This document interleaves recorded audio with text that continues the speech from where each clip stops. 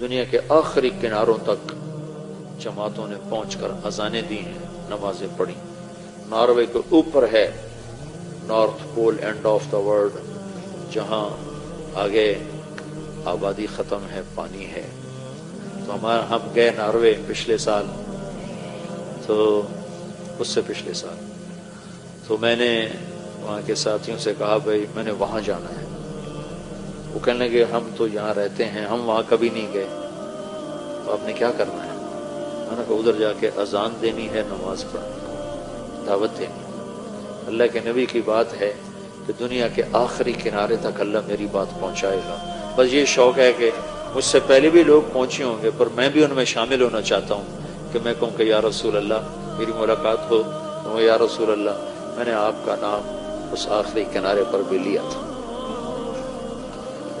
تو وہ پھر مجھے ڈرانے لگے، 2 گھنٹے کی فلائٹ ہے، 4 گھنٹے کی ڈرائیو ہے، اب تھک جائیں گے۔ میں کہا نہیں، جانا ضرور ہے، ہماری ادھر تھی تو نہیں تشکیل پر، میں نے جانا ضرور ہے۔ تو خیر 2-4 ساتھی وہاں کے لیے کچھ اپنے وہاں سے ہم 2 گھنٹے کا سفر کر کے پہنچے۔ پھر وہاں سے آگے، وہاں ایک چھوٹا سا شہر تھا آلٹا، تو میں دیکھ کے حیران ہو گیا، وہ بالکل ٹاپ پر ہے۔ وہاں 2 مہینے سورج نکلتا نہیں، دسمبر جنوری، اور 2 مہینے سورج ڈوبتا نہیں، جون جولائی، یہ 2 مہینے ڈوبتا نہیں۔ تو وہ آلٹا دنیا کا آخری شہر ہے نارتھ میں، وہاں سے روزہ جماعتیں نکلی ہوئی تھی، اور وہاں گشت ہو رہا تھا، اور وہاں تعلیم ہو رہی تھی۔ کون تھے وہاں؟ صومالیہ کے مسلمان۔ صومالیین جب نکلے تو مائیگریٹ ہوئے تو مختلف جگہوں پہ آباد ہوئے۔ صومالیین مسلمان، انہوں نے وہاں مسجد بنائی بڑی خوبصورت چھوٹی سی، وہاں سے روزہ جماعت 3 دن کی جماعتیں نکل رہی تھیں، گشت ہو رہا تھا، تعلیم ہو رہی تھی۔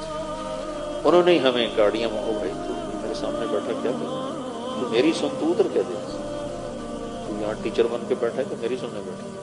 اچھا پھر میری سن۔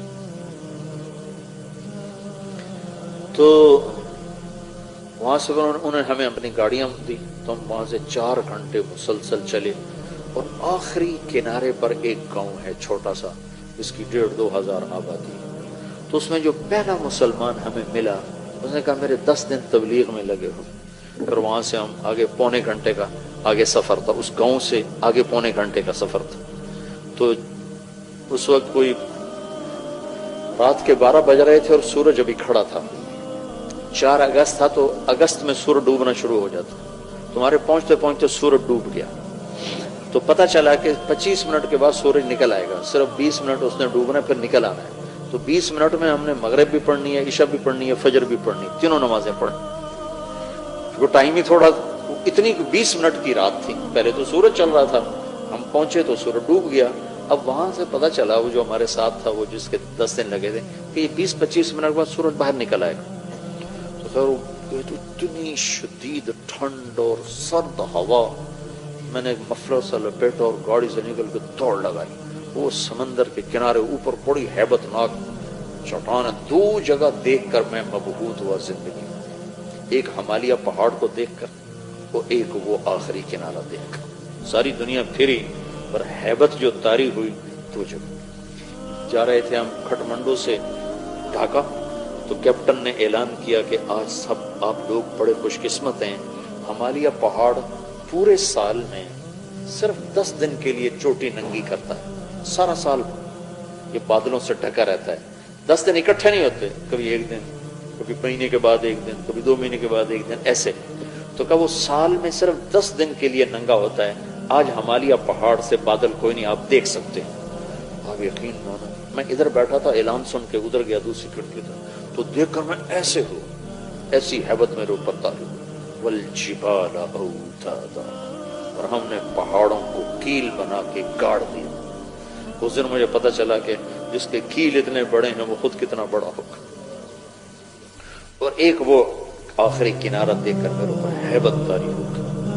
میں نے اذان دی زور سے، ہوا سرد، پھر ایک چھوٹا سا وہاں انہوں نے ہال بنایا تھا گرم، جس میں وہ ٹورسٹ آ کے بیٹھ جاتے تھے، وہاں کر جلدی سے چادریں بچھائیں اور پہلے مغرب کی نماز پڑھی۔ نماز پڑھ کے سنتیں نہیں پڑھی کہ ڈر لگ رہا تھا کہ سورج نہ نکلا، پھر ساتھ ہی عشاء کی نماز پڑھ، عشاء کی نماز پڑھنے کے ساتھ ہی پھر فجر کی اذان دی اور 2 سنتیں پڑھ کر پھر فجر کی نماز پڑھی۔ پھر میں نے بیان کیا، میں نے کہا اللہ سارے کام پورے ہو گئے، تیرے نبی کا پیغام ان ہواؤں نے سن لیا، لوگوں کو تو ہم سنا نہیں سکتے، ان کی زبان نہیں آتی۔ تو چھوٹی سی مسجد سے چلنے والی محنت کو اللہ تعالیٰ نے دنیا کے آخری کناروں تک پہنچا دیا۔ آپ کام کرنے والے تبلیغ کرو صحیح، اس کے لیے وقت نکالو، اور سب سے بڑا عمل